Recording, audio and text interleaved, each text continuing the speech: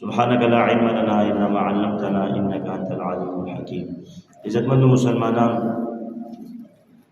رمضان المبارک اخیری جمعہ دا، جمعۃ الوداع دا، اور رمضان المبارک اخیری شپې ورځې دی ولاړ، بس تیر شو روان دی. الله جل جلاله دی څومره مسلمانانو پکې عبادتونه کم کړي دي، هغه دې زموږ الله پاک قبول او منظور کړي. دا کوم مسلمانانو چې پکې لا بخښنه نه ده شوې، الله جل جلاله دی ټول مسلمانانو پکې کامل مغفرت نصیب کړي، او رب الجلال دې پکې بیا زموږ او ستاسو د جهنم نه سټونه آزاد کړي. نو یو څو قیمتي شپې ورځې پاتې د دې د قیمتي کولو کوشش وکړئ چې الله جل جلاله پکې رضا کړي. عزتمنو مسلمانانو، په دې شپو ورځو کې د لیلة القدر هغه عظیمه شپه، مبارکه شپه ده. د لیلة القدر باره کې قرآن مقدسه کې رب الجلال سورة القدر پوره سورت نازل کړې. رب الجلال په دغه سورت کې فرمایي چې انا انزلناه فی لیلة القدر، بېشکه موږ دا قرآن شریف نازل کړی دی په شپه د قدر. قرآن کریم خدا سي تدریجاً تقریباً په 23 ساله زندګۍ کې نازل شوی، 23 ساله عرصه کې. خو دلته چې الله پاک فرمایي چې موږ نازل کړی دی په شپه د قدر کې، نو دا د لوح محفوظ نه اسماني دنیا ته الله جل جلاله په لیلة القدر کې رب الجلال نازل کړی. قرآن کریم کې دومره خبره ده چې لیلة القدر په شپه می قرآن شریف نازل کړی.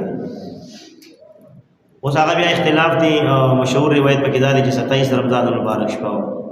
څوک 23 یادوي، څوک 21 یادوي وغیره، مختلف روایات دي. خو دا خو کنفرم شوه، دا خو یقیني شوه چې په شپه د قدر کې، په لیلة القدر کې الله جل جلاله فرمایي موږ دا نازل کړو. نو د دې شپې د اهمیت نه تاسو اندازه ولګوئ چې قرآن مقدسه پکې رب الجلال نازلوي، نو دا عامه شپه شوه. تمام کتابونو سردار کتاب پکې رب الجلال نازلوي چې هغه کتاب نور دی، هدایت دی، برهان دی، فرقان دی. هغه عظیم کتاب چې زموږ استادو دپاره مشعل راه او بهترین قانون دی، جامع تمام انسانیت دپاره. نو د دې نه پته لګي چې د دې لیلة القدر ډېر د الله جل جلاله په در باندې عظمت او شرافت او کرامت دی. خپل رب الجلال فرمایي ورپسې وما ادراک ما لیلة القدر. او یا مخاطب د قرآن شریف تا ته څه پته ده، تا ته څه ادراک دی چې شپه د قدر څه شي، لیلة القدر څه شي دی؟ وما ادراک ما لیلة القدر، لیلة القدر خیر من 1000 شهر. دا شپه د قدر چې دا ډیره غوره ده. خیرون صيغه د اسم تفضیل اصل کې خیرو بیا پکې تعلیل شوی دی، خو خیرون معنی به څنګه کوي؟ ډیره بهتره ده،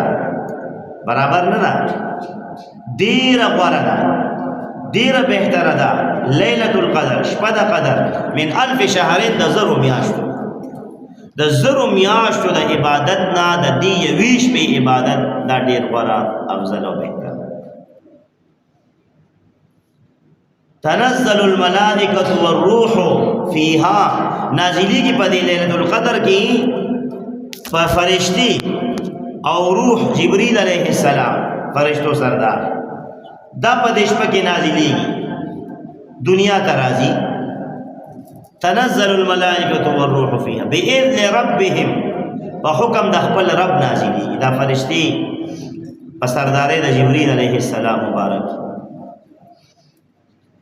او بیا بإذن ربهم سلام هي حتى مطلع الفجر، سلامتیا د پدې شپه باندې، سلامتیا د رب الجلال د طرفه، د دې فرشتو د طرفه سلامتیا او سلامونه دي تر دې پوری، حتی تر دې پوری چې سحر راختو پوری، د سبا راختو پوری، د فجر صادق د راختو پوری، ټول شپه دا د سلامتیا شپه ده، دا د فرشتو د سلامونو شپه ده. او د فرشتي په دې شپه باندې نزول کړي وي دنیا کې. نو لہذا د دې سورې قدر دغه لفظي ترجمه مې سره درته وکړه، تفسیر اوږد نه کومه، نور خبرو له روایتو در اعظم، خو دا صورت ولې نازل شو؟ مفسرین کرامو لیکلي یو پیر رسول الله صلی الله علیه و آله وسلم مبارک صحابه کرامو په مجلس کې د بنی اسرائیل یو بزرگ یاد کړ، یو مجاهد چې داسې یو بزرگ او مجاهد په بنی اسرائیل کې چې هغه د کافرو سره زر میاشتې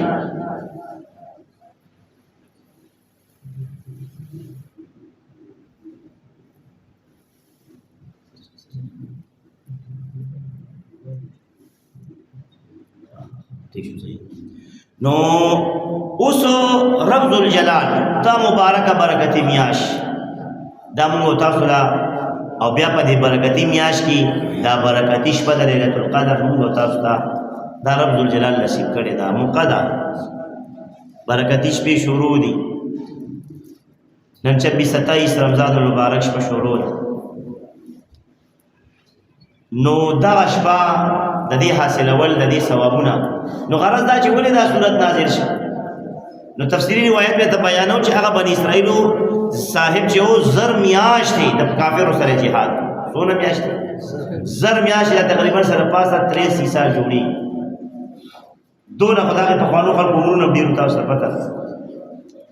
نو لہذا صحابه کرام مبارکانو چې کله دا خبر اورید د محبوب علیه الصلاۃ والسلام نو بس تعجب یو حیران شو چې زر میاشتې هغه د کافرو خلاف jihad کړي. نو زر میاشتې خو زموږ عمر ټوټل نه جوړي لکه 83 سال ته بعد مسلمان نه رسیږي او ست عمر زموږ دغه 60 65 او بس ډیر 70 ډیر کم خلک اتیا او ترس. نو خامخا حیرانتیا خبره و چې موږ ته الله پاک دونه عمر نه دریا کړي نو دونه jihad به موږ سو د کافرو خلاف. نو چې دا تعجب او حیرانتیا وکړه او لکه تمنا پیدا شو چې کاش زموږ عمرونه ډیر وي چې دا سه ډیر ډیر اتیا کال او د اتیاونه سیوا کړو موږ jihad کړو د کافرو سره. دا تمنا پیدا شو د مسلمانانو او د رسول الله صلی الله علیه وسلم مبارک. نو الله جل جلاله دا سوره قدر چې کوم دی نازل کو او ليله القدر بارک الله پاک فرمایي چې ليله القدر خير من الف شهر. شپه د قدر مې د لازم محبوب علیه الصلاۃ والسلام درکړه. تعجب مکه ولا خلکو د هغه صاحب زما د هغه مجاهد د بنی اسرائیل چې زر میاشتې هغه jihad کړی تاسو له امداد شپه درکړه په رمضان المبارک اخیری عشره کې چې د زر میاشتو نه ډیره غوره د زر میاشتو د عبادت نه ډیره غوره ډیره بهتره. نو دا شپه په داسې انداز کې موږ تاسو ته الله جل جلاله دا نصیب کړی دا او دا موږ تاسو ته ملو شوی دا. امام غزالی رحمت الله علیه مکاشفۃ القلوب کې لیکلي چې دغه بنی اسرائیل صاحب نوم شمعون د نامه. نو لہذا دا رب الجلال په موږ ته فضل او کرم وشو چې ليله القدر خير من الف شهر او یوازې دا نه چې خير من الف شهر غره شپه خو میلاو شو د زرو میاشتو د عبادت د مسلمان ته په رمضان المبارک کې خو دې سره سره نور د دې فضایل او برکتونه الله پاک بیان کړي چې تنزل الملائکه والروح فيها باذن ربهم من كل امر سلام هي حتى مطلع الفجر. چې دا ټول شپه د ليله القدر کې جبرئیل علیه السلام سره د فرشتو راځي او دا سلامتی. انس بن مالک رضی الله تعالی مبارک روایت امام غزالی رحمت الله علیه را نقل کړی دی چې رسول الله صلی الله علیه وسلم مبارک به فرمایلی دي چې هر کله د ليله القدر شپه دا کانت ليله القدر نزل جبرئیل علیه السلام فی کبکبه من الملائکه.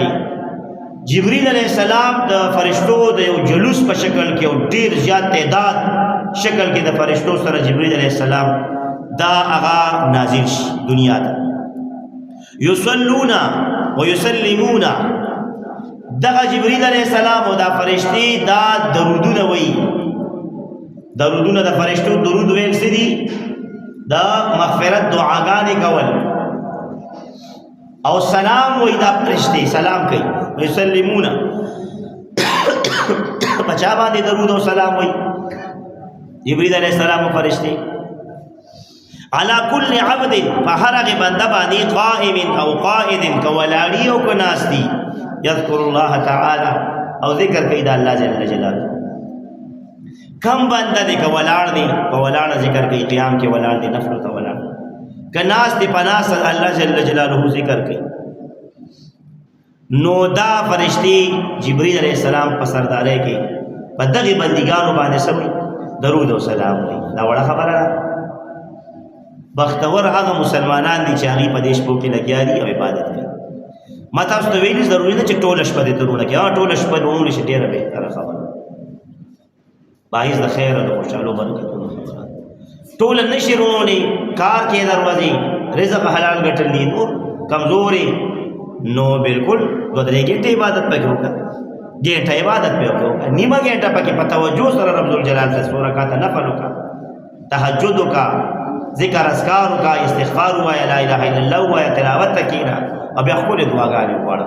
یقیني 100% تا ته د لیلة القدر ثواب الله تبارک وتعالی ولیږي لږ ساعت عبادت لا یکلف الله نفسا الا وسعها قرآن شریف کې راغلی الله پاک دونه بوج پچانا چې په خپل بنده باندې چې څونه غوړي نشي دومره بوج الله پاک جل جلاله په موږ تاسو د شریعت چولې د عبادتو څومره چې موږ تاسو وړي شو څومره چې موږ مکلف څومره چې تکلیف اوچته ولي شو نو لہذا دغه د لیلۃ القدر بارکه حدیث مبارک میں د ویل دي مسلم شریف حدیث مبارک رسول الله صلی الله علیه و آله وسلم مبارک فرمای چې من قام فی لیلۃ القدر چا چې قیام کو پشپد قدر کی دی لیلۃ القدر کی چا قیام نوافل او تهجد او تراویح او تراویح قیام اللیل دی دا هغه قیام اللیل دی چې دا د شپې په ابتدایي سکه او تهجد هم قیام اللیل دی دا هغه قیام اللیل دی چې دا د شپې په اخیری سکه نو د شپې په اخیر اوله حصہ کې د عبادت کو قیام اللیل او بیا د شپې په اخیر حصہ کې تهجد وکړل هغه قیام اللیل په دواړه صورتونه جمع دي کړل نو من قام فی لیلۃ القدر ایمانا و احتسابا چا چې قیام کو پشپد قدر کی د ایمان په حالت کې او د ثواب په نیت باندې د رب الجلال د رضا لپاره نو ور د مسلمان لپاره غفر له ما تقدم من ذنبه بخنه وکړي چې دته د هغه ټول ګناهونو کم چې مخکې د نشي ټول ګناهونه په الله پاک دا د لیلۃ القدر سبحان الله دا اجر او ثواب دومره برکت د یوې شپې چې سابقه ګناهونه دی رب الجلال معاف کړي خو رکعات نفل دی وکړه قیام اللیل دی وکړه تراویح دی وکړه تهجد دی وکړه الله جل جلاله دې په دې باقی پاتې شکر کې تاسو موږ ډېر عبادت توفیق راکړي نو لہذا لیلۃ القدر بهترین موقع الله جل جلاله موږ تاسو ته پدې کې د بخشش او د مغفرت او د خصوصي خپل رحمتونو نزول راکړي او بیا ابو هريره رضی الله تعالی مبارک روایت هغه مبارک بیان کړي چې فرشتي چې کوم دي په لیلۃ القدر کې دومره کثرت تعداد سره نازلېږي ځمکې ته راکوزېږي لکه د کاڼو تعداد چې څومره دی په دنیا کې کاڼي څومره دی په دنیا کې دا واړه واړه کاڼي خود کاڼي ورته موږ وایو کاڼي ورته وایو واړه بے شمار دي دغه شان تعداد کې فرشتي په لیلۃ القدر کې راکوزېږي او بیا په دې شپه باندې د اسمان دروازې هغه په ابتدا رمضان کې کولو شي او په دې شپه خصوصي دروازې د اسمانونو کولو شي او بیا دغه شان خصوصي انوار او تجلیات د رب الجلال د طرف راوړل شروع شي بیا کشف کیږي نیکانو بزرگانو خلقو ته الله پاک دې موږ هغه مرتبه ته ورسي پدې کې په نیکانو خلقو باندې د ملکوت عالم ملکوت کشف کیږي او بیا د اسمانونو د ځمکې کشف پکې کیږي په بعضي مسلمانانو باندې هغه عجایبات هغه پټ خبرې پټ رازونه او پټ سيزونه رب الجلال خپل خاصو بندګانو ته ښيي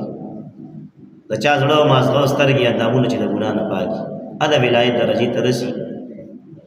او د بزرګي مقام ته هغه مسلمان رسي نن چې زموږ استاد روحانيت ختم شوی دی باندې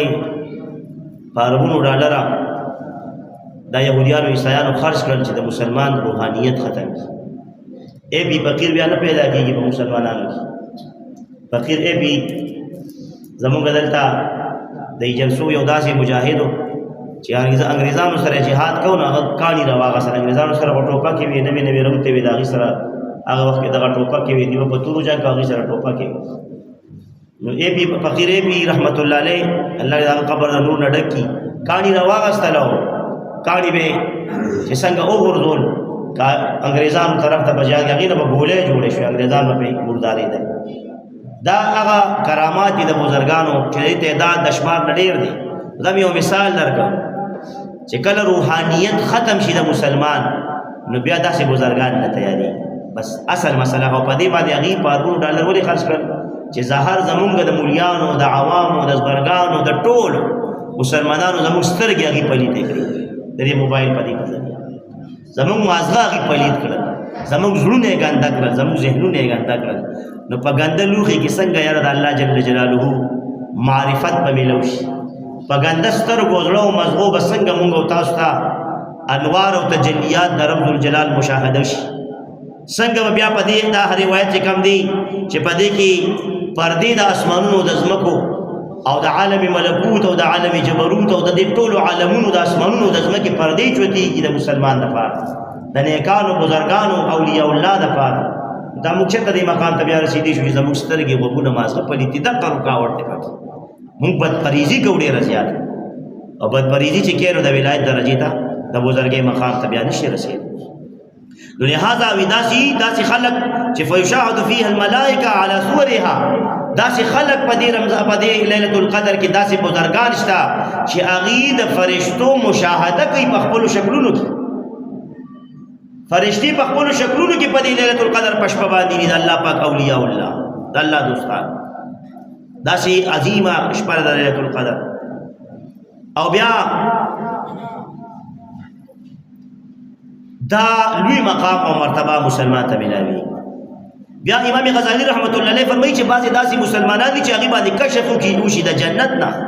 جنت کې چې څه دي جنتونه هغه ورته الله پاک په دې شپه باندې وښیي خصوصي مهرباني دي که نه انعامات دي په دې شپه که دا مهرباني ورسره الله پاک وکړي جنتونو هغه مراقبه او د کشف په ذریعه هغه دیدار ورته حاصل شي دغه شان د حورو د هغې د انهارو د اشجارو د اثمارو د میوو نیرونو د حورو غلمانو دا دیدارونه ولا الله پاک په دې شپه باندې ورکړي او وشاهد عرش الرحمن او د الله پاک چې عرش دی رحمان عرش دی د هغې مشاهده ولا الله پاک ورکړي د هغې مشاهده پکې بعضې خلک وکړي او د انبیا کرام علیهم السلام د منازل و مرتبو د اولیاء د شهداء د صدیقینو هغه په دې کې چې کم دی مشاهده وکړي د جهنم دغه شان مشاهده پکې وکړي شي د ډېرو خلکو دپاره دا رحم پې الله پاک وکړي نو لہذا رب ذوالجلال دا خصوصي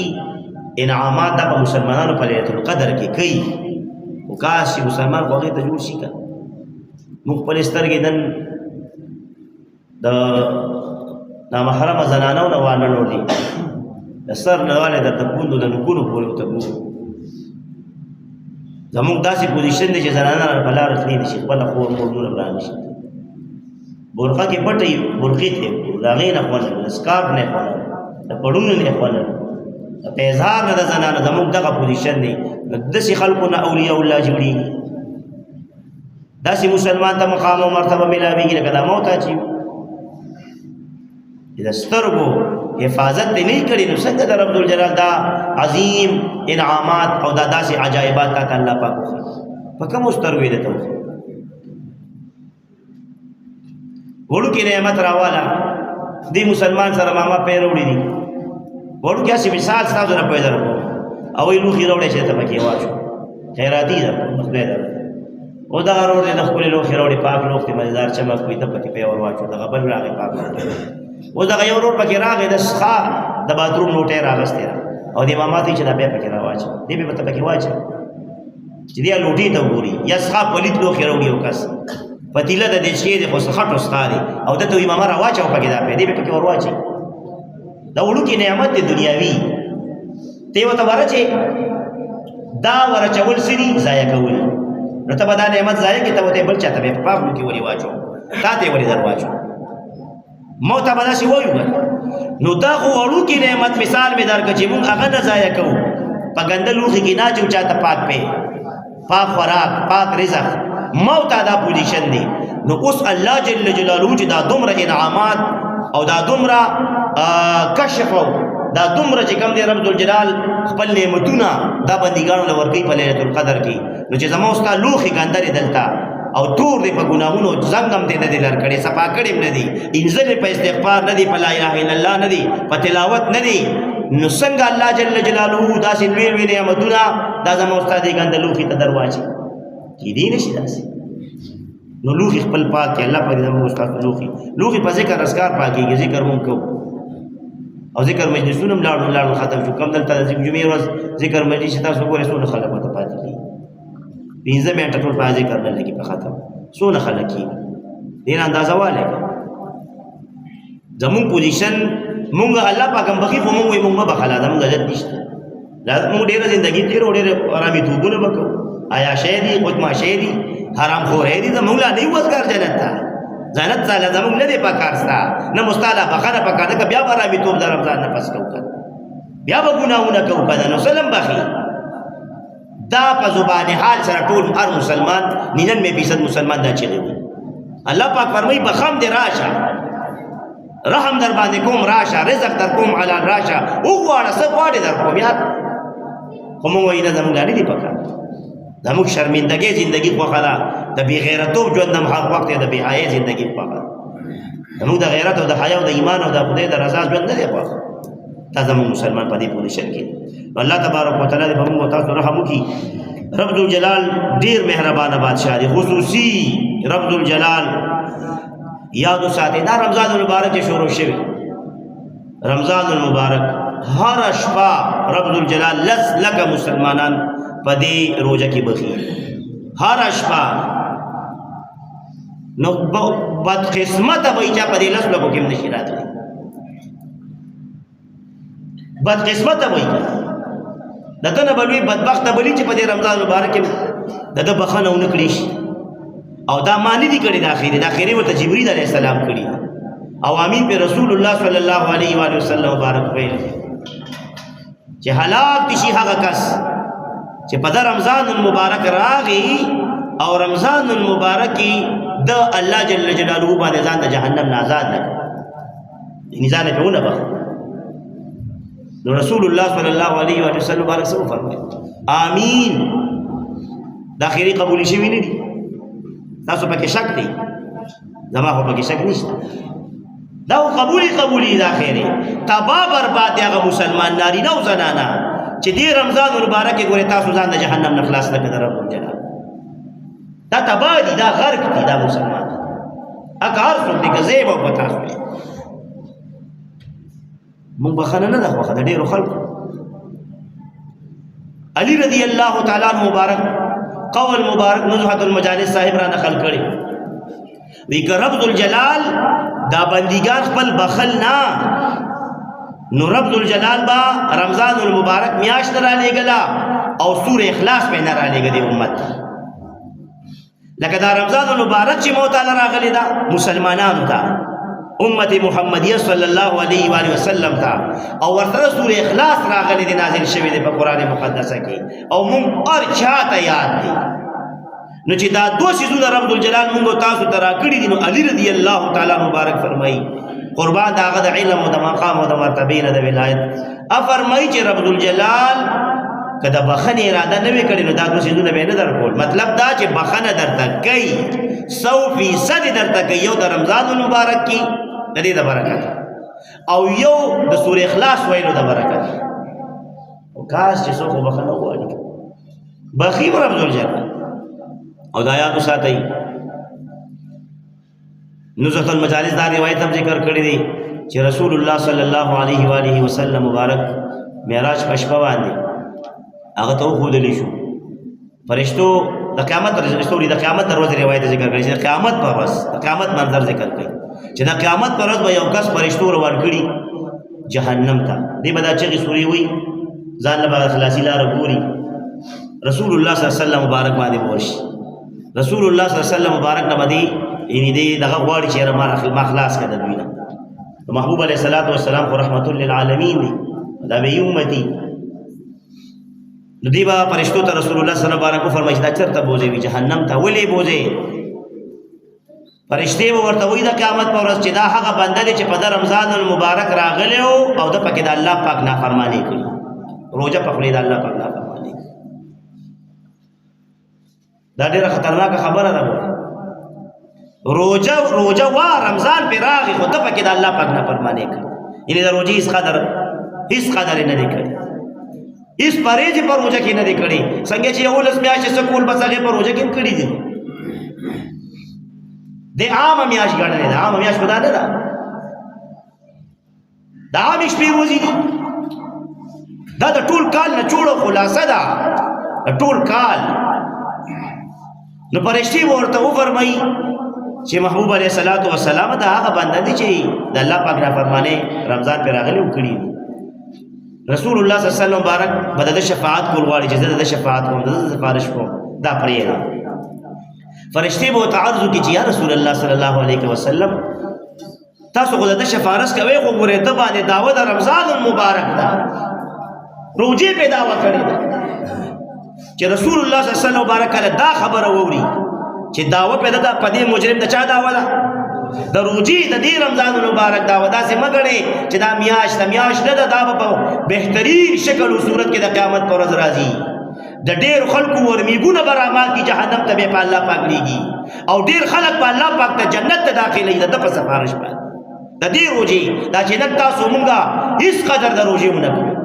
هغه ډمتوبونه، هغه موبایل استعمال، هغه غلط کارونه، دروغ هم پرې نه ښودل، زینا هم پرې نه ښوده، رشوت هم پرې نه ښود، د مسلمان ښېګړه هم ونه کړه، د عبادت پکې ډېر ونه شو، ختمونه پکې چا ډېر ونه کړل، نفل نه تښتو، تراوونه وتښتېدو ټوله میاشت. دقه خلکو دپاره دا حدیث او دا روایت چې کله محبوب علیه الصلاۃ والسلام مبارک واوري چې ښه دعوه پې د رمضان المبارک ته وي، چې دعوه پې د رمضان المبارک ته نو وي زه د ده د شفاعت نه بری یم. رسول الله مبارک به ترې مخ واړو، بس بوځې اوسه د چې داسې د قیامت پر ورځ دغه شان چلو شي. او دا رمضان المبارک را باندې دعوه وکړي چې الله زه دې ورلېږلی وم، خو ته خو زما ډو قدر نه دی کړی، ته خو چې 11 میاشتې کې څه لړل کول هغه لړلې په ما د به ما کې کړي. دغه خلک به بیا څه کوي؟ د دغه شپې د دغه ورځې نه ویرېږي د قیامت په ورځ، د دې رمضان المبارک د جګړې نه ویرېږي، دا به کوي جګړه. او چې کله ګوره چا باندې دعوه وکړه که نه، نو رسول الله صلی الله علیه وسلم مبارک هم د هغې بنده او د هغې امتي شفاعت نه کوي بیا د قیامت په ورځ، مخ به د هغه ماړی مبارک. الله مو داسې حالاتو نه سره زما وساته، ویرېږئ د رب الجلال قهر، خطرناک قهر دی د رب الجلال. او بدبختي ده د هغې مسلمانانو چې رمضان المبارک تیر شو، دا دی څو ورځې شپې پاتې شو، داړو توبه ونه باسه، داړو ګناه پرې نه ښوده، داړو خپل عادتونه بدل نه کړل. او تاسو یې په معاشره کې چې څومره خلک چین شوي دي په رمضان مبارک، څو فیصده مسلمانان چین شوي دي؟ 4-5%. دا نو ټول لګیا دي خپل کار کوي. دا ټول بدبختي ده. الله پاک هم د رمضان مبارک د جګړې نه قیامت پر ورځ سما وساته. نو لہذا یو روایت د داوی مدا امام غزالی رحمت الله علیه را نقل کړي د عمر رضی الله تعالی عنہ مبارک په حواله سره. او مبارک فرمایي چې رسول الله مبارک نه روایت کې محبوب فرمایي من احيا ليله 27 من رمضان الى الصبح فهو احب الي من قيام ليالي شهر رمضان كلها. رسول الله صلی الله علیه وسلم مبارک فرمایي چې چا د 28 رمضان المبارک شپه رونه کړه، چا څه چلو 27 رمضان المبارک شپه رونه کړه د سحر پورې الى الصبح، سبا را خطو سار موزه سار باغونو وی دا ما ته ډیره محبوبه ده د ټولې میاشت رمضان المبارک چې د شپې د قیام. تاسو په دې روایت وایئ مقدر ته وایي مقدر کوو موږ وایي چې تاسو نن 29 رمضان د ګل د حساب سبا د نه د حساب چا روزه دی ولې سبا د هغه 29 رمضان 29 رمضان شپه چې چارونه کړه محبوب علیه الصلاۃ والسلام فرمایي ټول رمضان د هر شپې د قیام نه ما ته دا خوښه ده محبوبه ده چې زه 29 رمضان رون کوم، ټوله شپه رونه